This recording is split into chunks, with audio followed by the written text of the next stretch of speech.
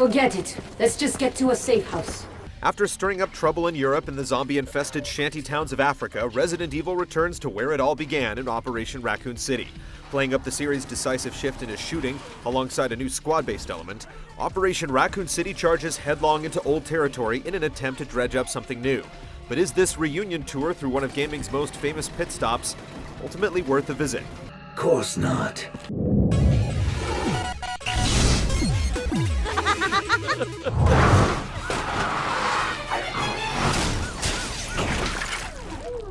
Flipping the script on one of the series' most notable events, namely the events of Resident Evil 2, Operation Raccoon City puts players among the ranks of the Umbrella Security Services, an elite strike team tasked with cleaning up company secrets.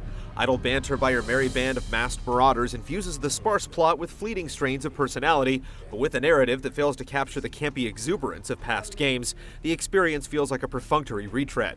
It bears mention that one particular bump in the road engages in a playful game of what if that allows you to retcon the Resident Evil canon, but even altering the events of the past doesn't provide much of a payoff by the time the credits roll.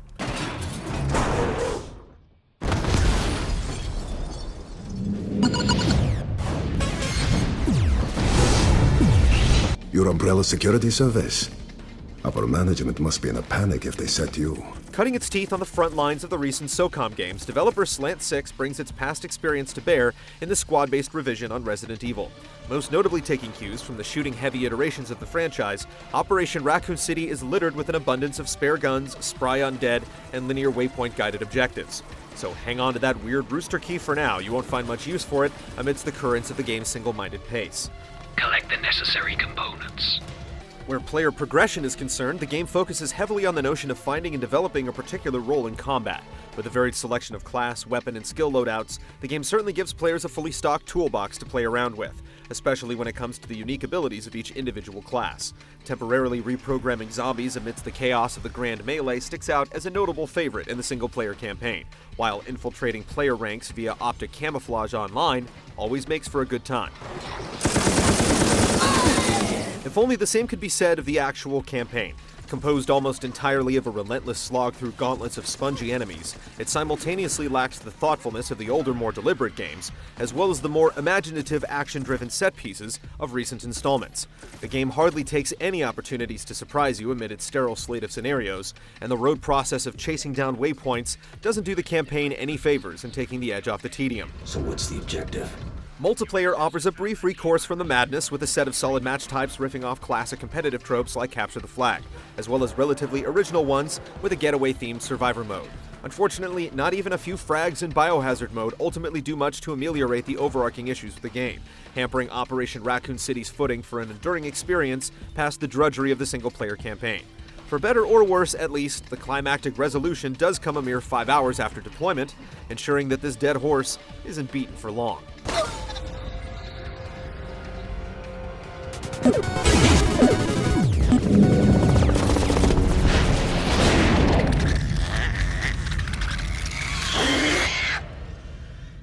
With no squad commands to speak of, Operation Raccoon City bears little of its developers' tactical warfare DNA, much less Resident Evil's classic tight-fistedness with its literal piles of ammunition at every turn.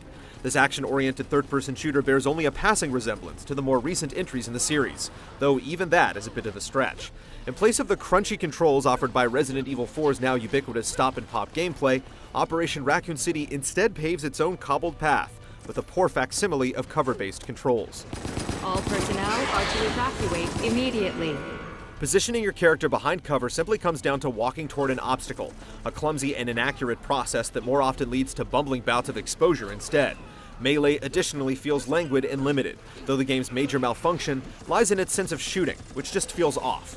Guns circa 1998 apparently carry the stopping power of a pea shooter, and the visual feedback from airing out foes is woefully deficient. Often you may not be able to tell if you're actually hitting things from across the room. It all lends a general feeling of impotence that's at odds with the notion of being part of an elite private military organization. One has to wonder if someone like Wesker felt like a wimp using Umbrella ordnance. Sounds like a gunfight. The Nemesis must be nearby. It almost seems like the game suffers from every bad cliche in the book. Enemies down to even the lowliest shambler are able to take obnoxious amounts of punishment before finally keeling over. It's often difficult to get a sense of what's happening in the muddled throes of battle, and the AI governing enemy behavior ironically comes a little too close to the brain-dead masses ambling about. Worse yet is your squad mates slip into the same catatonic state. It seems that old Beltway would rather gaze wistfully at your wilting life bar than take a few pot shots at the liquor having his way with you. Apparently, resuscitating downed teammates falls well out of the Umbrella pay grade too. Bertha will always fix you up good. While the basic business of shooting is no doubt a disappointment, the biggest miss here is the game's unequivocal detachment from anything resembling Resident Evil. Even with egregious consumption levels of green herbs and antiviral medication, very little of the series' signature soul remains in this hollow shell. How the hell could this happen? This must be Umbrella's warehouse. The hell is all that noise? Basking its visuals in a sheen of dark leather, cold hues, and expressive moody lighting, Operation Raccoon City, at the very least, looks the part of a Resident Evil game. Trademark creepy crawlies like the Hunter leap and skulk through the streets with ambitious flair, while the environments make appropriate shoutouts to iconic locales such as Raccoon City PD. And though the game does manage to surprise you at times with a few well-placed scares and decently dressed set pieces, it often isn't long until an oblivious enemy or whirling player corpse does its job to bring you back to reality. The occasional sound effect blowout isn't so easy on the ears either.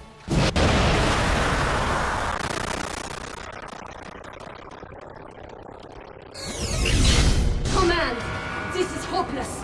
We've got to get out of here! In spite of its novel class-based combat and varied multiplayer, Operation Raccoon City can't shake its one-note campaign and fundamental mechanical problems. For the sake of Resident Evil fans, we'd hope that any further trips back to the series' past would better remember what made it memorable in the first place. We'd sooner bar off the city borders for good instead of slogging through any similar operations in the future. Stop!